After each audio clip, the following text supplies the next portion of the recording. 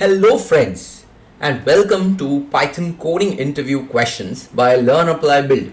My name is Meet Chetwa and I'm excited to guide you through this course where we will be tackling 25 essential coding challenges together. By the end of the course, you will have a solid understanding and practical solutions to common Python interview questions.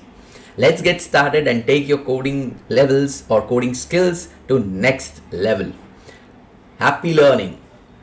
So let's get started with the first question, and first question is to reverse a string. So let's say if the interviewer has given you a string, and let's say if that string is, you can take any string. If the interviewer is not providing any string, then you can take any string you want, and then now he expects you to reverse this string. Okay, so to reverse a string, what we do is we just store this in a variable.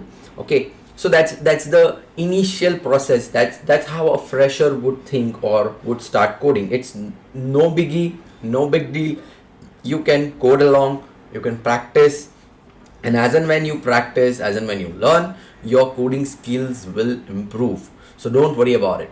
So I need to reverse this. So what I need to do is I take s and then a box bracket, double colons. Okay, so double colons and then -1. Okay, so now what this will do is this will reverse the string. So we have considered the string s here, right? And now let me just print the r for you. So if I print r, let's see what I get. So if I print r, I get OLLEH, right? So I get OLL, the reverse of this. But now if the examiner expects that, okay, I don't want this like this, I want it in a function. So what do? We need to write, or we need to provide a solution with a function. So for the solution in a function, we have def, and then the name of the function. Mind you, always remember the name of the function should be something which you're trying to achieve. So if you're trying to achieve like a reverse of a string, so then reverse string. If you're trying to find or get a prime number, then let's say it has to be get prime number or find prime number, something like that, right? So here we just label it as reverse. Okay, so if I label the function as reverse string, then it is okay, but then let me just label it as reverse, and then I pass the parameter as s, so it will accept s. Okay, it will accept a string, and then what do I return? So it will just return the reverse of s, that is double colon and then -1. So now when I'm invoking the function at the end, if you just run this, nothing will happen. You need to invoke the function. So I'll invoke the function inside a print function itself. So let me invoke the function return or reverse, and then in reverse what I'll write, I'll pass a string, let's say hello, right? And now let me just clear this output and rerun the code. When I rerun the code, I have the output again, that is OLLEH. So that is giving me a reverse of a string. So this type of a solution the interviewer would accept and the interviewer would agree with it. Okay, yeah, so the person or whoever the interviewer is, he know that okay, you have some idea about the code what you are writing. Yeah, okay, so that's the first question for you guys. Hello friends and welcome to the Python interview questions. The second question which I'm going to, or we are going to learn or discuss, is to check whether the number is a prime number or no. Okay, so checking the number is a prime number or no. So let's label the function, or let's label the prime, the file as prime number. Okay, .py. Now, so like the function here is going to check whether the number is a prime number or no. Okay, so let's start with the function, and let's say if we write def is a prime number, is prime. Okay, so is prime, and then it accepts a number. Okay, now Initially, what I need to check is that if the number, if n, whatever n I pass is less than or equal to 1, okay, then I have to directly return, okay, that I have to directly return that it is a false, because 1 is divisible with itself also, and if it is less, then it's not like the condition doesn't satisfy, right?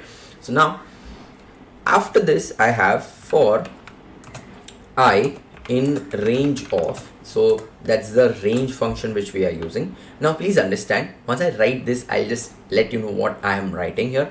In the range of, let's say first is 2 and then 2 comma integer of n, and now we have multiplied by 0.5, okay, plus 1.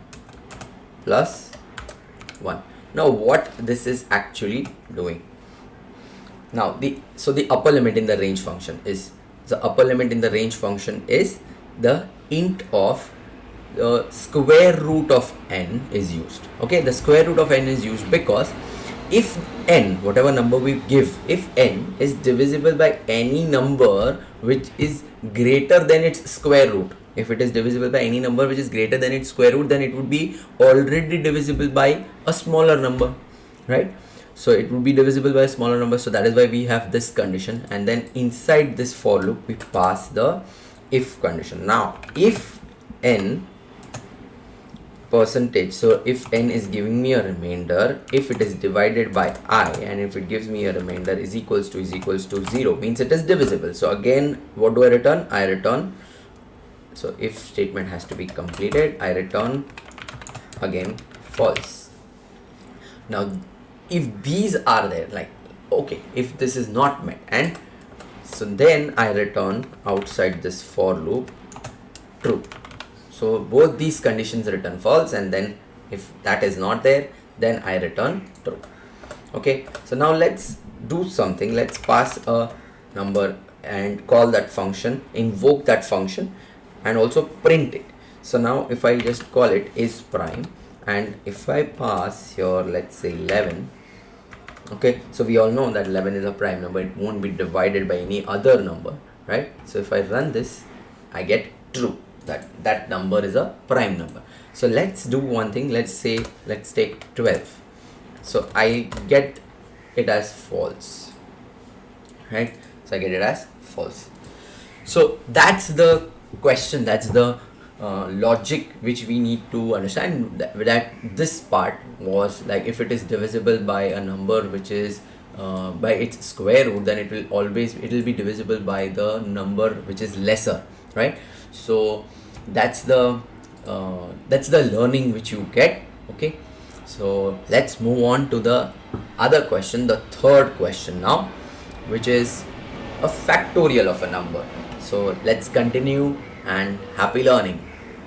Hello friends, and welcome to the interview questions with Python. This is the third question, which is factorial of a number. To find the factorial of a number, so let's just name the file as fact.py, and then let's just start with the function. So the function would be def, and then we can write factorial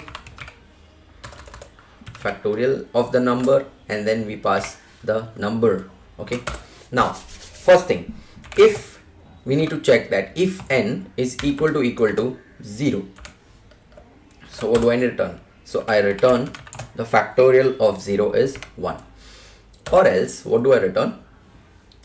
Return if it is something else, if there is some other number, n multiplied by factorial and factorial n minus 1. Okay, so it has to multiply that, n multiplied by the factorial of n minus 1. So here, if you see, what we have done is we have called the function here itself, right? So this function has been called here inside the function itself. Okay, so now let me just print this. If I just print or invoke the function again, factorial, and then pass, let's say 5. Okay, So let's now check what the solution would be. So the solution would be 120. Let me just clear this out and let me run again. So that is 121 multiplied by 2 multiplied by 3 multiplied by 4 multiplied by 5. That will give me 120. So that is the factorial of a number. It is a very small code, but at that time when the interviewer is asking you a question, we should be able to think and we should be able to apply the logic at that time, at that moment, and that will always come with practice. The more you practice. Okay, so that's the third question for you guys. Okay, and then we have the fourth question, which is very most important. It is asked to the freshers that if you need to find if the string is a palindrome or no. So happy learning. We'll be continuing in the next class. Thank you so much and happy learning again. Hello friends, and welcome to the fourth lecture with Learn, Apply, Build interview questions in Python. So the fourth question is that we need to check whether a given string is a palindrome or no. So now first thing is, let's just create a file and let's label it as palindrome, or let's say I'll just label it as palindrome, and then function would be the function we'll be labeling it as is palindrome. Now what do you mean by a palindrome? A palindrome is a function or something which, if you read it from here, from the left to right or from right to left, it means the same. So if I have a string, let's say NAMAN, Naman, so that string basically is a palindrome. If you read it from here and if you read it from here, it's a palindrome. It's the same, right? So we need to check this, that whether if this is a palindrome or no. So what will be the function? Now let's just start with the function and label it as is palindrome. The function is a palindrome.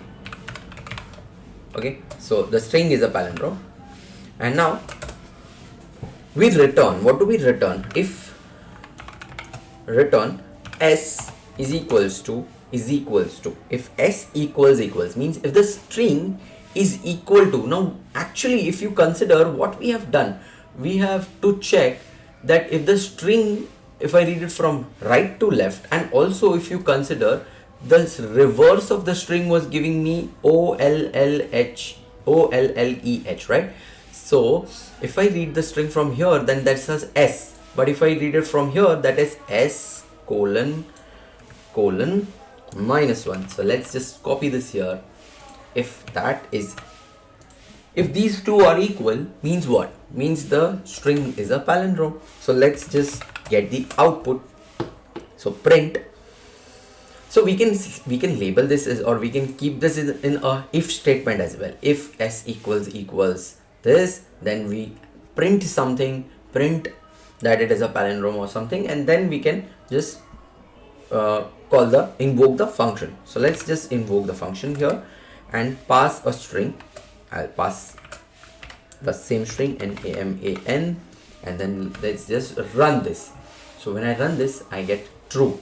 So instead of a true or a false, I can also do something like if this is the case, then I need to print, or I can return. Okay, I'll return. If I return, it is also okay. Return that the string is a palindrome, right? So I can do this as well, right? So we got the string is a palindrome. So we can store that in an if statement as well. Nothing. Okay, so that is basically which you've already studied here, and right, so the reversing of the string helped you in working or finding a logic for palindrome, right? So follow along, write the code along, and learn the logic. Okay, so once you learn the logic, it will be beneficial, and it will help you come up with a solution of your own. It will help you think.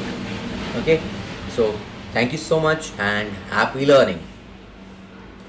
Hello friends and welcome to Learn, Apply, Build, another lecture in Python interview questions. Now we need to find the maximum element, the biggest element in the string, okay, in a list, sorry. So when we say that we need a maximum, the largest element in the list, we need to have the list first, right? The user has to provide us a list, okay? So let's start with a function. We have def and then find max, okay? So we find the maximum element in the list and we pass the list, okay? So you can't use your list because list is a keyword. So list is a constructor. We'll be seeing in the next lectures, in the future lectures, that if you use a list, what will happen, right?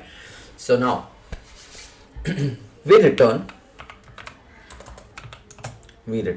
max and then lst, okay? So when we return this, we get, if we just print the function and invoke the function, that is find max, and then that find max function will have it will accept a list. So list is in a box bracket, let's say 1 comma 2 comma 3 comma 4 comma 5, right?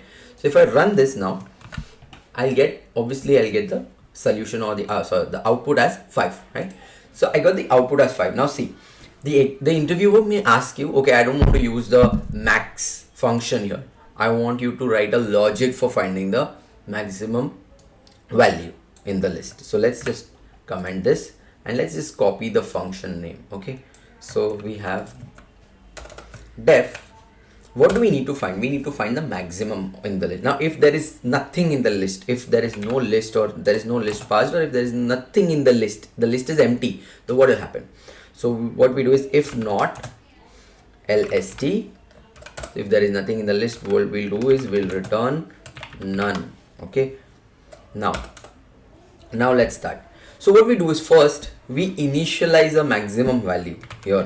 So max underscore value is equals to, and then we have the first element, so list 0. Let's assign that, the first element we have assigned, okay? That's the maximum value. Now we write a for number in the list. Now how to traverse the list from the first element to the last element? So we have already assigned 0th index to the maximum value. So now we traverse as 1 colon and then nothing. So what will this do? 1 colon nothing, it will traverse the whole list from the from the second element, that is the first index, okay, to the last, okay? And then I run now. If that number, what we got, number is greater than whatever the maximum value we had, okay? So if that is greater than the maximum value, what we do now is the maximum value has to be reassigned a value. What is that? Is equal to the number. That's it. And now we return the maximum value. So we return the max value. So that's the code. Now let's invoke the function. We can just call this again, okay? So let's just call this again, find max, and now run it. I again got 5. Let's just change the values, okay? Let's just change it as 11 comma 10 comma 25 comma 30 comma 252, okay? Now let's run this. It has traversed and it has given us the output that 252 is the output, okay? So that's the maximum value. Okay friends, so thank you so much and happy learning.